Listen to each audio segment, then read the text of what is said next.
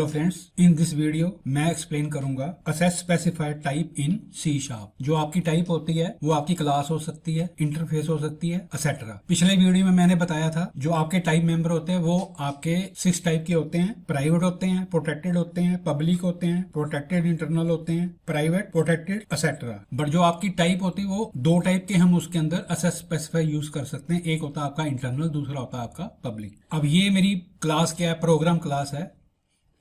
ये मेरी name space के अंदर डिफाइन कर रखी है, दैट इज द टाइप।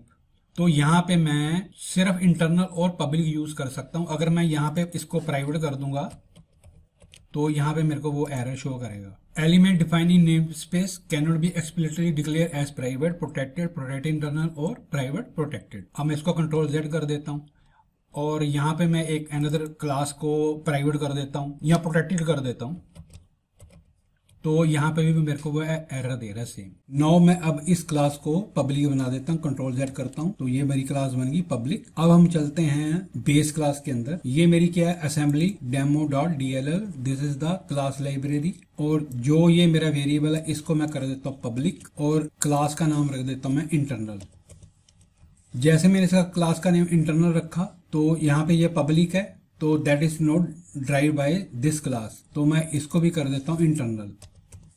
और ये नॉन ड्राइव क्लास है तो दैट इज असेसिबल। अगर आपने क्लास को असेस करना within the same assembly then we have to use the internal keyword for the class. अगर आपने किसी अनदर क्लास में यूज करना है then we have to declare as a public. अब हम चलते हैं प्रोग्राम डॉट CS क्लास के अंदर। तो यहाँ पे मेरे पास क्या है? पब्लिक है, लेकिन मैं इंटरनल क्लास को असेस नहीं कर सकता because this is the another assembly जिसके अंदर हम उसको इनहेरिट कर रहे हैं। अगर मैं यहाँ पे इंटरनल भी कर दूंगा वो तब भी असेसिबल नहीं होगा। अगर मैं इसको कंट्रोल F5 से रन करूंगा तो फिर मेरे को एरर देगा ड्यू टू असेसिबिलिटी।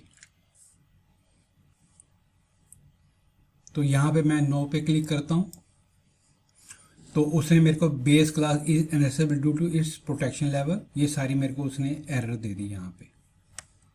तो अगर हमने असेस करना है तो हमें क्लास को क्या बनाना पड़ेगा? पब्लिक। तो मैं यहाँ पे बेस क्लास के अंदर जाता हूँ तो यहाँ पे मैं कर देता हूँ पब्लिक और यहाँ पे भी मैं कर देता हूँ पब्लिक और यहाँ पे मैं कर देता हूँ पब्लिक।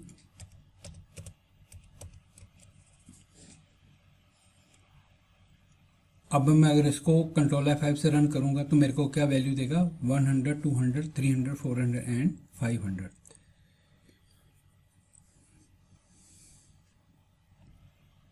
तो ये मेरे को उसने आउटपुट दे दी।